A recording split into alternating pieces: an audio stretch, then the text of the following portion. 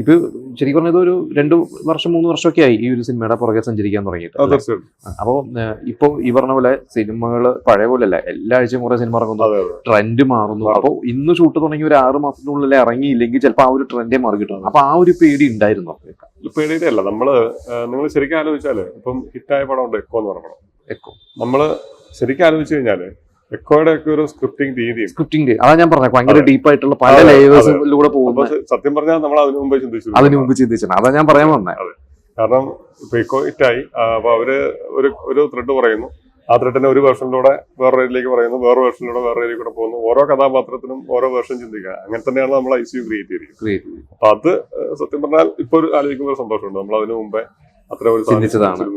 ഇവിടെ തിയേറ്ററിൽ ഇപ്പൊ നോമ്പ് സമയമാണ് ഇപ്പോ. അപ്പോൾ ഈ പറഞ്ഞ പോലെ തിയേറ്ററിൽ പല മലബാർ ഏരിയയിലൊക്കെ ആണെങ്കിലും ആളുകൾ തിയേറ്ററിൽ പോവാത്തൊരു സമയമാണ്. പക്ഷേ ഈ ഒരു സമയത്ത് തന്നെ ഇറക്കേണ്ടി വന്നു, എങ്കിലും നല്ല റെസ്പോൺസ് ഉണ്ട്. പടത്തിന് നല്ല അഭിപ്രായമാണ്. പിന്നെ ഇന്നലെ ഇപ്പം മഞ്ചേരിയിൽ നിന്നൊക്കെ നമ്മളൊരു നോമ്പ് സമയത്ത് ഒരു പടം ഇറങ്ങിയിട്ട് വരാനുള്ള കളക്ഷനേക്കാൾ കൂടുതൽ ആള് തിയേറ്ററിൽ വന്നിട്ടുണ്ട്. ഇപ്പൊ ഇതിന്റെ പോസ്റ്റർ ഫസ്റ്റ് ലുക്ക് അന്ന് ഇറക്കിയിരുന്ന പൃഥ്വിരാജാണ്.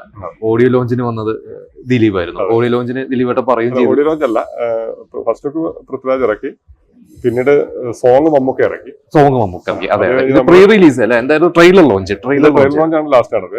അതിനു മുമ്പ് നമ്മള് പിന്നെ ഒരു മോഷൻ പോസ്റ്റർ ഇറക്കി, അതും പൃഥ്വിരാജിന്റെ ഇറക്കി.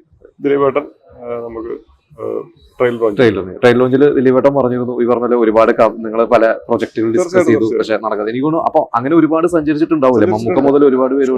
നമ്മൾ മലയാള സിനിമയിലെ ചുരുക്കം ചില ആർട്ടിസ്റ്റുകളല്ലാത്ത എല്ലാവരോടും സഞ്ചരിച്ചു. ഇന്നിപ്പോ ശരിക്ക് പുതിയ സംവിധായകർ ഒരുപാട് പേര് വരുന്നുണ്ട്. അതായത് സിനിമയിൽ അസിസ്റ്റന്റ് ആയിട്ട് വർക്ക് ചെയ്യാത്തവര്, അല്ലെങ്കിൽ ഒരു ഷോർട്ട് ഫിലിം ചെയ്തവര്, വളരെ ഇന്ന് ഈസിയാണ്. ചേട്ടനൊക്കെ എനിക്ക് തോന്നുന്നു ഫിലിമിന്റെ കാലത്തിൽ ടി.എ. ഷാഹിദിന്റെ കൂടെ അല്ലെ, അദ്ദേഹത്തിന്റെ ഒക്കെ കൂടെ സഞ്ചരിച്ചു. ഷാജി കല സാറിന്റെ കൂടെ വർക്ക് ചെയ്തിട്ടുണ്ട്. അല്ല, ഒരുപാട് ഈവൻ രാഷ്ട്രം എന്ന് പറഞ്ഞ സിനിമയുടെ ഡയലോഗ്സ് എഴുതി കുറെ സഞ്ചരിച്ചിട്ടാണ് താന്തോന്നിക്ക് എത്തിയത്. അപ്പൊ ഇന്ന് പക്ഷെ സിനിമ മാറി അവർ. അപ്പൊ പഴയ ഒരു കാലഘട്ടം ഇന്നത്തെ കാലഘട്ടം നോക്കുമ്പോൾ എന്താണ് തോന്നുന്നത്? ഒരു കാര്യമുണ്ട്, രണ്ട് തലത്തിൽ ചിന്തിക്കാം. ഒന്നെന്ന് പറഞ്ഞാല് ക്രിയേഷൻ എന്ന് പറയുന്ന ഒരു സംഗതിക്ക് എക്സ്പീരിയൻസിന് ആവശ്യമില്ല എന്ന് പറയുന്ന സംഭവം. പക്ഷെ എന്നാൽ ഏതൊരു ഫീൽഡിലും പ്രാക്ടിക്കൽ എക്സ്പീരിയൻസ് അത് മസ്റ്റ് ആണ്. എങ്ങനെയാ ഞാൻ ചോദിച്ചാൽ ആ ഒരു ഗുരുക്കന്മാരുടെ ഒക്കെ ഒരു എക്സ്പീരിയൻസ് ഇന്ന് ഓർക്കുമ്പോൾ ഏതെല്ലാം തരത്തിലാണ്? വളരെയധികം ഗുണം ചെയ്തിട്ടുണ്ട്. കാരണം നിങ്ങളൊന്ന് ആലോചിച്ച് നോക്കുക, ഇന്നൊരു സിനിമ ഏത് തരത്തിലുള്ള ഒരു സിനിമയാണെങ്കിലും ഇന്നൊരു 60 ദിവസത്തിന് മുകളിലേക്കാണ് ഷൂട്ടിംഗ് ഡിജിറ്റലായിട്ട് പോലും നമ്മള് ഷൂട്ടിംഗ് ഡേയ്സ് പോകുന്നത് അങ്ങനെയാണ്. 100 പോകുന്നു, 150 പോകുന്നു, അങ്ങനെ പോകുന്നു. അപ്പം കുറഞ്ഞ ദിവസത്തിനുള്ളിൽ ഒരു പടം തീർക്കുക എന്നുള്ളത് എക്സ്പീരിയൻസിൽ തന്നെ പറ്റും.